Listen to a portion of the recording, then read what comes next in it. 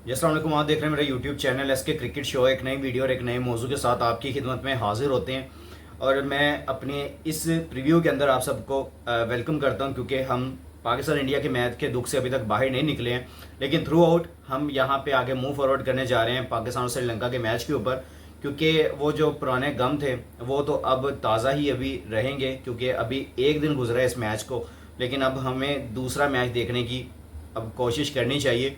और मुझे लगता है कि मेरे समेत आप सबको भी वही दुख है और वही तकलीफ़ है जो हम लोग कल से महसूस कर रहे हैं। लेकिन आज ये वीडियो बनाने का मकसद सिर्फ ये है कि पाकिस्तान और इंडिया का जो मैच है अब उसको बुलाया जाए और हमें आगे मूव फॉरवर्ड करना चाहिए, क्योंकि पाकिस्तान और श्रीलंका के दरमियान जो मैच है वो आज, यानी कि जब आपको ये मेरी वीडियो मिलेगी तो आज ये सुबह हो चुकी होगी, यानी कि रात लेट नाइट ही मैं अपलोड कर दूंगा ताकि सारा दिन आप लोग के पास हो, आप लोग उसे इंजॉय कर सकें और देख सकें और पूरा फिर मैच के बारे में भी आगाह हो सकें। लेकिन थ्रू आउट पाकिस्तान की जो कारकर्दगी इस टाइम एशिया कप के अंदर है वो आप लोग के सामने है कि पाकिस्तान सिर्फ 2 मैचेस अभी तक जीता है, जिसमें पाकिस्तान ने यूएई और ओमान को हराया और मेजर जो टीम इंडिया है उससे 2 दफ़ा हार अपने नाम करवा ली है। अब सुपर 4 के मुकाबले हैं, इसमें हारने का कोई ज़्यादा चांस है नहीं है। अगर आप लोग यहाँ पे हारेंगे तो आप टूर्नामेंट से बाहर होंगे और आप लोग के सामने एक बड़ा, एक मैं कहता हूँ कि सवाल है कि आप इसमें से अब निकलेंगे कैसे। पाकिस्तान और इंडिया का जो मैच था, जो कि सुपर 4 का पहला मुकाबला था, वो हम गुज़श्ता रात तो हार चुके हैं, लेकिन अब हमें आगे मूव फॉरवर्ड करना है और हमने ये अपनी टेंशन रखनी है या इस पे नज़र रखनी है कि हमने आगे मूव फॉरवर्ड कैसे करना है और हमने आगे फाइनल की तरफ नज़रें किस तरह बढ़ानी है और हमने फाइनल की तरफ कदम अपने किस तरह बढ़ाने हैं। तो इस लिहाज से मेरे पास कुछ स्टैट्स हैं और प्रीव्यू है और समरी है और उसके अलावा हम डिटेल्स हैं, फिर इसके ऊपर बात भी कर लेते हैं।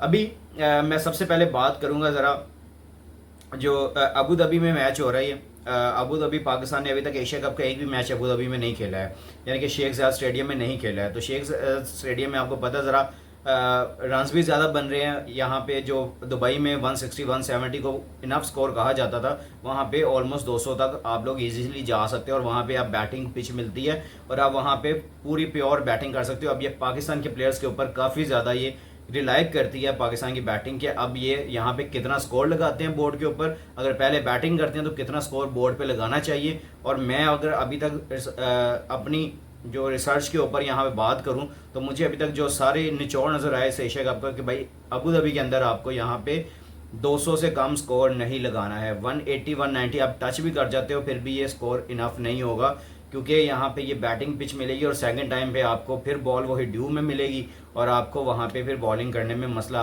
आएगा और वहाँ पे रन्स बन जाते हैं।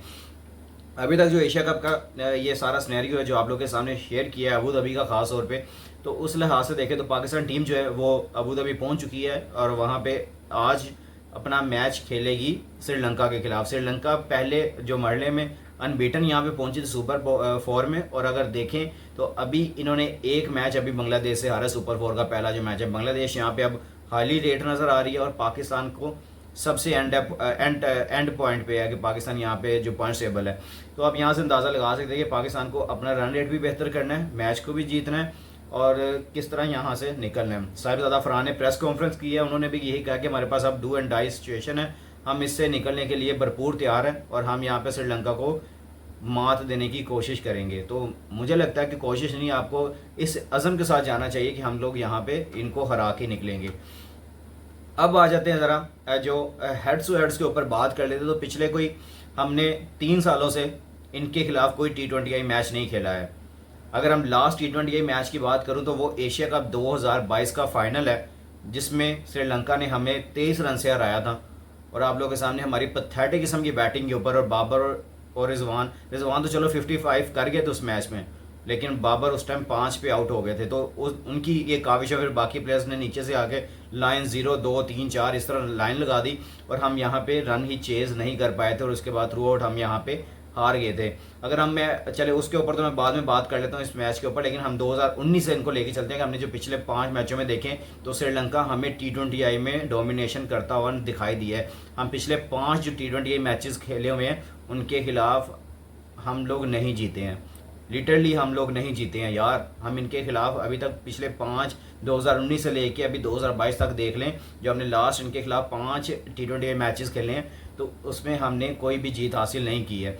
श्रीलंका ने पहले जो 2019 में हमें हराया उसमें 64 रन से, फिर 35 रन से 2019 में ही हरा दिया, फिर उसके बाद 2019 में ही उन्होंने 13 रन से हरा दिया। फिर सितंबर 2022 में जो हमारी इनके साथ यहाँ पे T20 आई, जो हमने एशिया कप में इनके साथ हुए, तो वहाँ पे श्रीलंका वहाँ पे भी हमें हरा गई और उसके बाद हमें फाइनल में भी उन्होंने हरा दिया।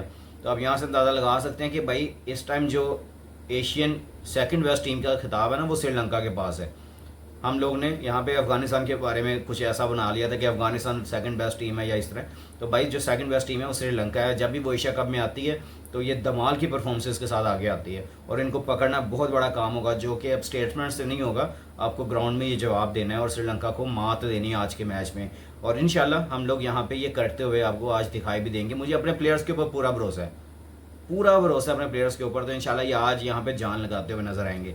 अब जो मैं मैच की बात कर रहा था, जो हम फाइनल में, अब थोड़े सा मैं आपको उसकी तरफ अगर लेके जाऊंगा तो आप लोगों ने ज़रा दिल को थामना ज़रूर है, लेकिन उसके बाद हमने आगे मूव फॉरवर्ड करना है। श्रीलंका ने हमें 170 रन का टारगेट दिया था 2022 के एशिया कप के फाइनल के अंदर, उस जिसमें पाकिस्तान ताकुब करते हुए 147 पे ऑल आउट हो गई थी और इस तरह 23 रन से श्रीलंका की जो टीम थी वो हमें फाइनल में हराने में कामयाब हुई थी। और T20 फॉर्मेट में हो रहा था, ये भी दुबई में ही हो रहा था एशिया कप जो था। तो आपके सामने कि ये वहाँ पे हुआ था, उसमें एक एक्स्ट्रा ऑर्डिनरी आपको पता है बानुका राजापक्सा जो है उन्होंने 71 रन की नहीं खेली थी, नॉट आउट। फिर वनिंदु हसरंगा ने यहाँ पे 66 रन बना दिए थे, तो वो प्लेयर ऑफ द सीरीज़ रहे थे, player of the match बानुका Rajapaksa रहे थे। उसके बाद थ्रू आउट आपके सामने कि पाकिस्तान वो फाइनल से किस तरह आ रहा था। अगर उसमें हम और तो अब क्या ऐड करूं यार, यहाँ पे पाकिस्तान की तरफ से सिर्फ रिजवान ने 55 रन बनाए थे और इफ्तिखार अहमद साहब ने 32 रन बनाए थे। बाकी आप लोग के सामने के पाकिस्तान की, और बॉलिंग में हारिस रऊफ ने 3 आउट किए थे और शदाब ने 1 आउट किया था। तो ये पाकिस्तान के उस टाइम के हालात थे। और अब जो सिनेरियो चेंज है, बाबर रिजवान पाकिस्तान टीम में नहीं है और अब हम आगे किस तरह मूव फॉरवर्ड करेंगे इस मैच के अंदर, तो ये सबसे बड़ा अब ये कंसर्न रहेगा। अब आ जाते हैं जो प्लेयर्स टू वॉच है जो इस मैच के, इसके ऊपर थोड़ी नज़र डाल लेते हैं, क्योंकि वन ऑफ द बेस्ट आपके बैटर्स हैं इस टाइम, जो कि ऊपर से ओपनिंग स्टैंड यहाँ पे बना के देते हैं, लेकिन मिडल ओवर्स में आगे जब आपकी गेम स्लो होती है तो मुझे नहीं लगता कि आप वहाँ से किस तरह निकल सकते हैं, या मुझे नहीं लगता कि आप वहाँ पे क्या ऐसी चेंजिंग्स करना चाहेंगे। और मुझे लगता है कि आप लोग अब हुसैन तलत को तो ख़ास तौर पे आप छोड़ देना चाहिए कि उसको तो ना ही यहाँ पे शामिल करें। इससे अच्छा हसन नवाज़ी था, वो कभी आगे नीचे 2-3 छक्के तो मार देगा। तो उस हवाले से ज़रा उस पर देख लेते हैं।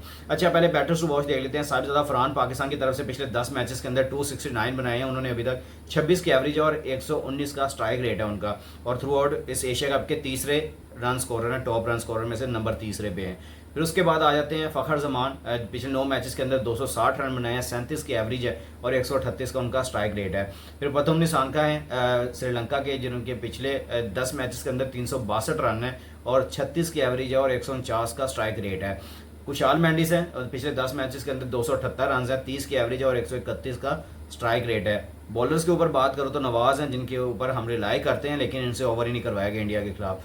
पिछले 9 मैचेस के अंदर उनकी 12 विकेट्स हैं, 7 की इकॉनमी है और 14 का स्ट्राइक रेट है। इब्रार अहमद है, 6 मैचेस के अंदर 10 विकेट्स हैं उनकी, और उसके बाद थ्रू आउट इकॉनमी जो उनकी है वो 4.6 की है। फिर चमीरा है श्रीलंका के, उनके पिछले 7 मैचेस के अंदर 13 विकेट्स हैं, 7.5 की इकॉनमी है। नुआन तुषारा श्रीलंका के पिछले 8 मैचेस के अंदर उनकी 10 विकेट्स हैं और 7.9 की इकॉनमी है। लेकिन थ्रू आउट पाकिस्तान को सिर्फ नुआन तुषारा से और चमीरा से बचना है, बाकी आप किसी भी बॉलर को आप हिट कर सकते हो। तो ये नुआन तुषारा ओपनिंग स्पेल भी आते हैं, मलिंगा का ज़रा स्लिंगी एक्शन है उनका, और वो बॉल पूरी अंदर ला के मारते हैं और फिर थोड़ा स्लोअर वन कर देते हैं, कभी कटर कर देते हैं, तो जिसकी वजह से आपको वहाँ पे लेंथ समझनी ज़रा मुश्किल हो जाती है और आपका ये हाल होता है कि आप कभी बोल्ड हो जाते हो, कभी आप कैच निकल जाता है। तो ये नुआन तुषारा को आपने पहले ओवर्स में ज़रा संभल के खेलने, और उसके बाद चमीरा वो तो पूरा पेस के साथ आता है बंदा और मारता है, ज़रा पिच को ज़रा हार्ड लेंथ पे ज़रा बॉल करता है, तो ये भी है। और ऊपर से वहाँ पे अगर बैटिंग पे देखें तो निशान का बड़ी अच्छी फॉर्म में है, उनको पकड़ना काम होगा, और खुशहाल मेंडिस बड़ी अच्छी फॉर्म में है, तो उनको भी पकड़ना काफ़ी ज़्यादा यहाँ पे ज़रूरी है। उसके बाद अब आ जाते हैं ज़रा जो आपकी मैच का सिनेरियो है वो आप लोग के सामने। और प्लेइंग 11 की जो मैं बात करूँ तो उसमें मुझे सिर्फ और सिर्फ एक ही चेंजिंग होती नज़र आ रही है, और वो है हुसैन तलत की।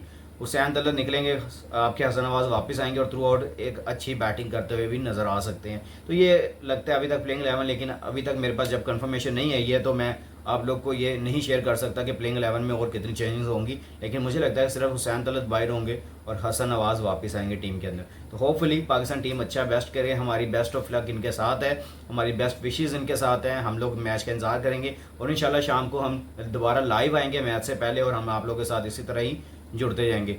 आप भी नीचे कमेंट सेक्शन में अपनी राय का इज़हार ज़रूर कीजिएगा, दुआ में हमें भी याद रखिएगा, और जिस भाई ने अभी तक चैनल को सब्सक्राइब नहीं किया वो जल्दी से जल्दी चैनल को सब्सक्राइब कर लें और बेल आइकन को ज़रूर दबाएं ताकि लेटेस्ट वीडियो आप तक पहुँचते। इंशाल्लाह मिलते हैं नेक्स्ट वीडियो में। टेक केयर, अल्लाह हाफिज़।